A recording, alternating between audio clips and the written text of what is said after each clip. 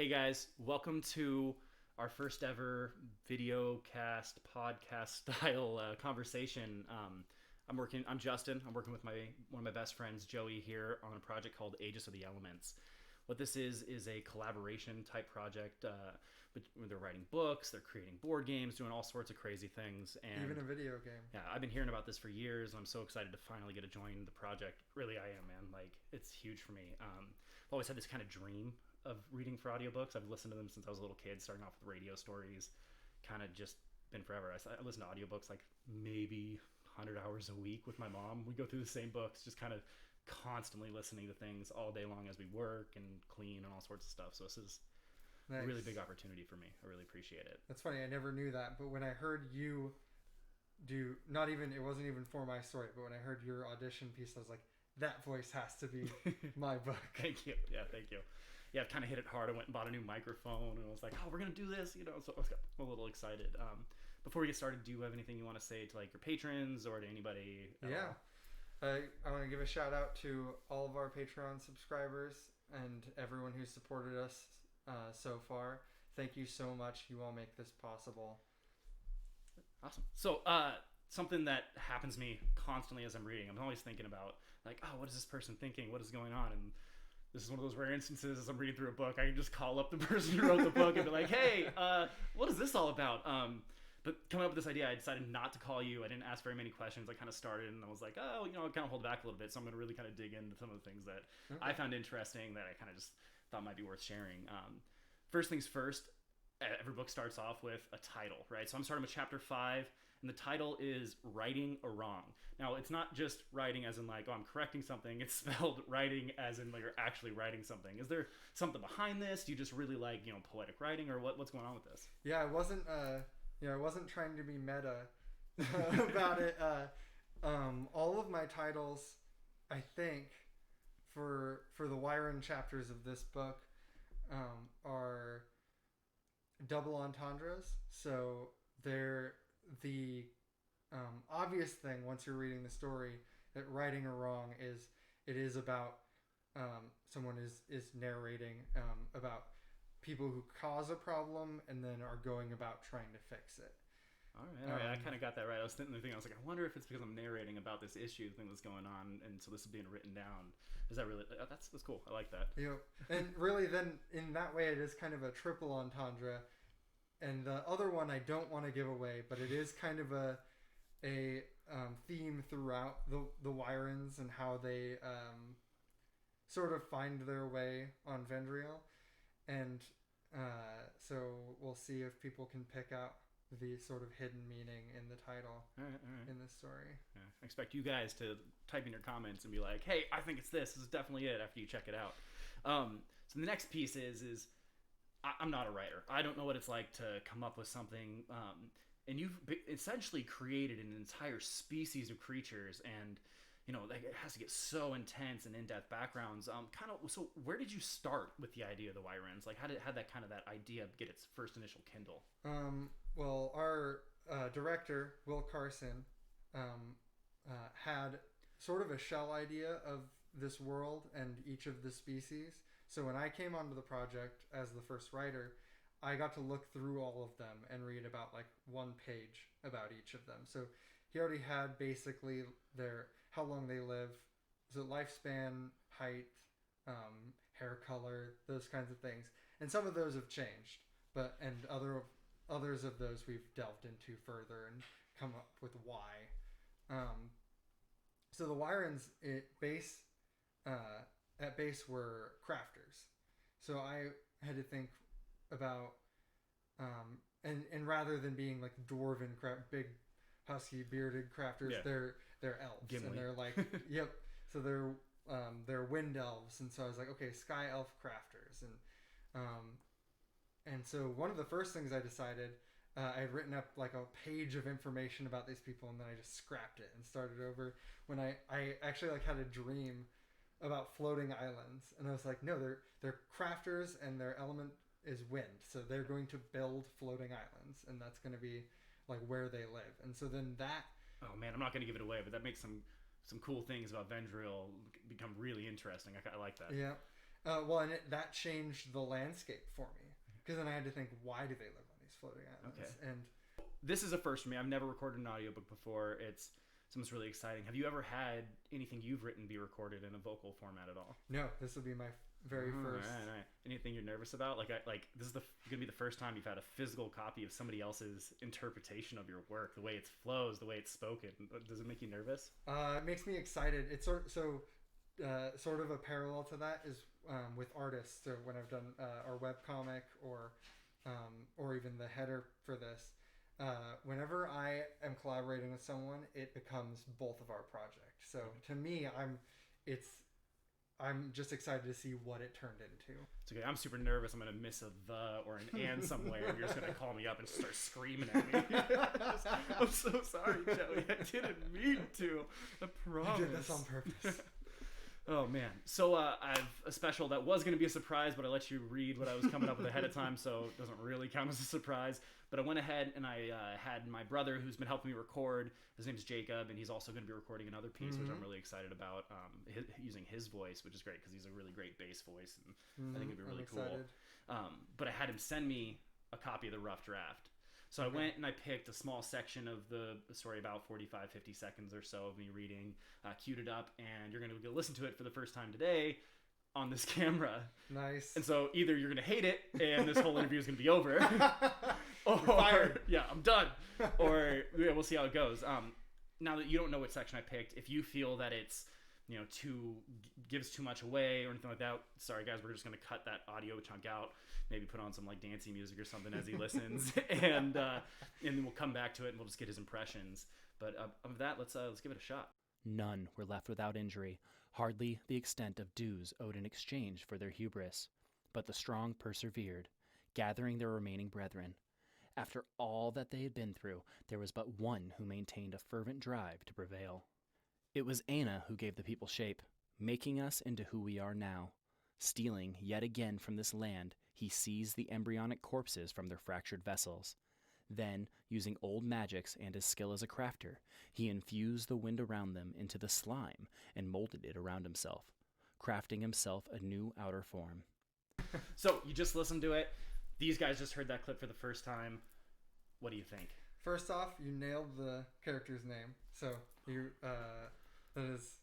I'm totally okay with people pronouncing my characters' names however they figure out how to pronounce them. That's always going to be a thing. That's gotta be tough. I don't know if I can write down a name and like someone else read it the wrong way. It and is I'd be cool. freaking out. I've heard. I do have, some of those ego moments where when you read a line and I'm like, man, that's a good line. Who wrote that? That's a good thing, right? It's important to like your work. Yep. And then there's other times where I hear it and I'm like, okay, and I'm like, taking notes for my own writing skills of like what I would do differently, and I do it every time I read something I've written. And that's one of the things about like writing these stories is if I was to try to edit them till they were finished and reread them every time till I never changed anything, we'd never put anything out. But yeah, I feel even for recording, I feel that. So this is my first time really starting a project and moving it to the end, and it really just being my brother and I, so only two people kind of going back and forth, and so we've got to make that final call of like, yes, this is good enough. But man, this is time consuming. I want you to make a guess. So this is just one chapter. It's like 6 pages. How long do you think it took me to record? Jacob and I together, just recording. 4 hours and 45 minutes. 6.5 hours. Jeez. Yeah. 2 3-hour sessions. Plus I ate some teriyaki in there at some point. It's just one of those things where I was just impressed by how much time it really takes to get through this, starting off, and as I get going it'll be faster, I'm sure, but it was a labor of love, and so I'm excited to kind of hear it all come out, and excited to see how people react. Me too. I also had one of those ego moments when I sent you guys my clip, and I showed it to like my mom, and I didn't send it to my dad, but I sent it, showed it to my wife and all these, and they were like, oh man, that was really good. Like they were surprised that it was gonna, and I was really thrilled. So there's a lot of ups and downs throughout the chapter. Do you already kind of know exactly where things are going to end when you start a story, right? Because you've got this chapter beginning to end. Do you kind of have an idea? You're like, I want it to end this way. Or are you like, okay, they're in this situation, let's go. And it just kind of flows out of you. Like, how does writing I would say there's a story that I am working on for the next book. Okay. as well. Multi-projects. Sometimes I like to get ahead of myself. Yeah, no joke. But I have already started, and that's so to say for this is I might be in the middle of a story and then have an idea and I'm like, oh, this is later, but I have to write it down now. Yeah. So got a little multiverse going on in your head. Yep. I definitely have a 2-track mind going during most of this. Sometimes I think I know how it's going to end, and I might be like set. I'm like, oh yeah, I know how this is going to go. And so even that one that I just started working on, that could change. But this one and definitely some of the other ones, I didn't know. I've gone in with an idea and I get halfway through and then I decide, I'm like, oh wait, but what if this happened? And then it just rolls off and definitely the stories have a life of their own. That's awesome. They take over. I always I feel like writing stories sort of like when I mentioned I had the dream of the floating islands, and then that changed everything about how the species worked for me. As an author, it feels less like I'm writing, like making up a story and writing it down for people to enjoy, and more like I'm like getting to peer into another universe and like watch events happen. And I might be like, ooh, I like what's happening over here because this seems like actiony and adventure. Like they're setting out to slay a dragon. I'm gonna go watch them. But maybe I would watch that. Maybe they don't go slay a dragon. Maybe they end up, going and exploring some cave and finding riches. I don't know. Or speaking of exploring caves and finding riches and things like that, in every book that I've read, there's moments, characters, creatures, things that really capture my attention. Just kind of like I focus on them and they become like my favorite parts of specific books.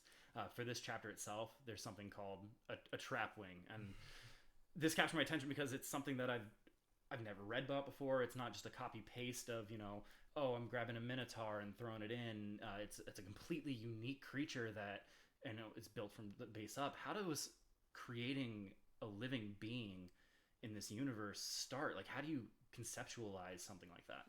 First of all, I would like to give a shout out to our artist Haley Cinerelli because she nailed this. And this was a thing. Can I show it on camera? Yeah, absolutely. Oh, dude, I got to show you guys this picture.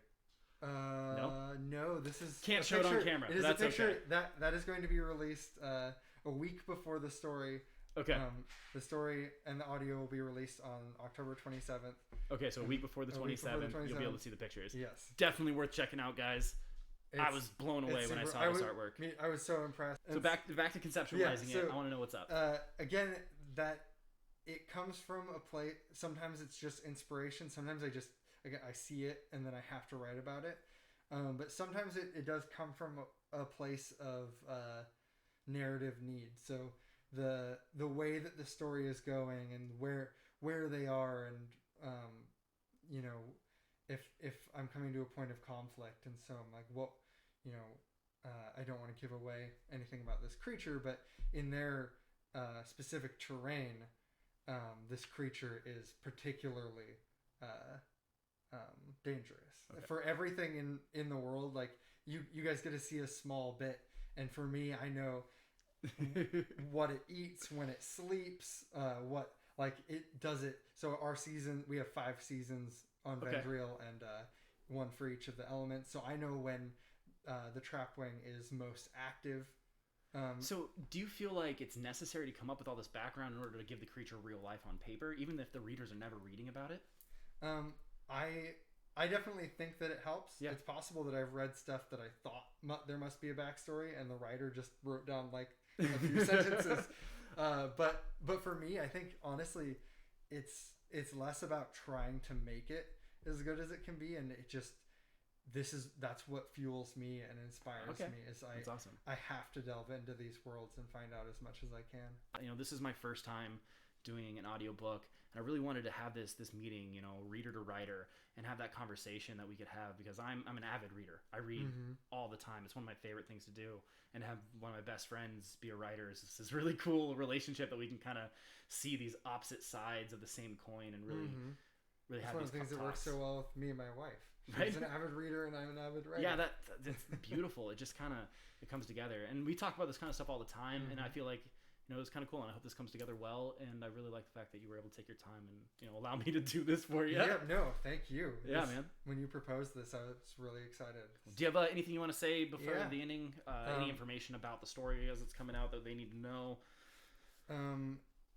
Yeah, it's I don't want to give away too much. It's just an overall for the Wyrens, since this one is setting up the Wyrens for the book. They are definitely trying to find their place, and they are very creative in both physical crafting and then also creating their own ideas and stories. So not everything you read is always true, so be careful on who's telling you. Interesting. I like that. That's a little sneak peek there. I don't even know what you mean there. I just read the whole chapter. Okay. I like that. But yeah, always subscribe. We have our Patreon. We also, if you go to attentionspangames.com or indiepro.com, we have at least 3 different ways that you can contribute to us getting this out here. Awesome. Here for you. Yeah, seriously, guys, check out their Patreon. They have so much more stuff coming out than just this story. It's a massive compilation. It's totally worth it. These guys are active. They talk to their people, and they listen to your feedback, which is something you don't get all the time. It's really an incredible thing. I'm privy to their chats and stuff, so I see people being like, hey, guys, make sure you help these guys out with this, or make sure you hit these deadlines so everything's coming out correctly. So definitely check them out. Subscribing to their Patreon is what keeps food in our mouths and allows us to keep creating content and allows us to be part of this. And so we really appreciate everybody. Come make stories with us. The higher Patreon subscribers get to dictate me to write stories. So. Wait, they're going to tell you what to write? Yeah. That's worth it. Maybe I should subscribe. Yeah. I should start paying just to tell you what to write. The story's going to be awful, but it'll be real funny to me. All right, guys. Thank you once again. Thank you so much. I'm Justin. I'm Joey. All right. Later. Cool. Hopefully that works. Mm-hmm.